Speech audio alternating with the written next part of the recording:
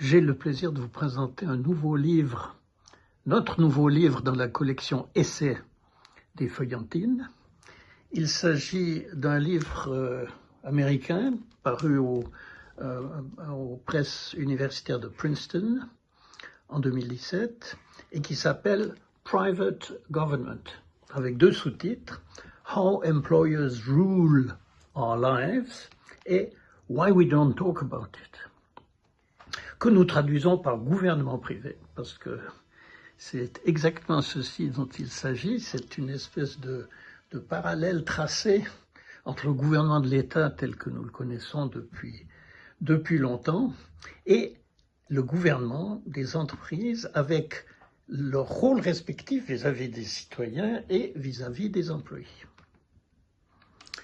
L'auteur Elizabeth Anderson est professeure de philosophie à l'Université du Michigan.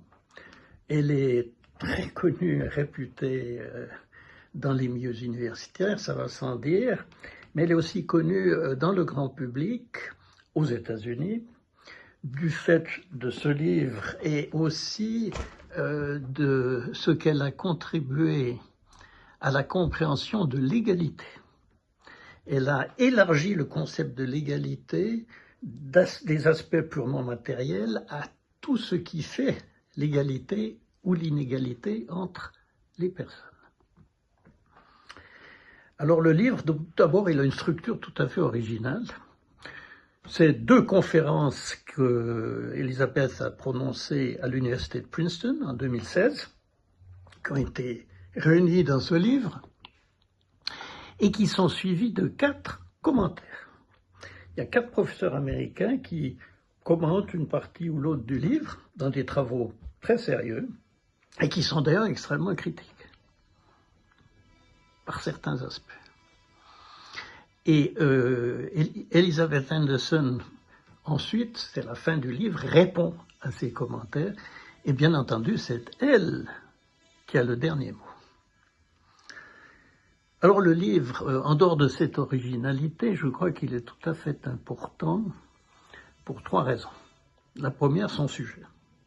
Parce que c'est un sujet qui est, malgré son importance, quand on y réfléchit, c'est le genre de truc, mais c'est bien sûr. Pourquoi est-ce qu'on n'en parle pas davantage? Parce que l'importance du gouvernement privé dans la vie de la plupart d'entre nous est considérable. Donc un sujet tabou, mais véritablement à la fois important et intéressant.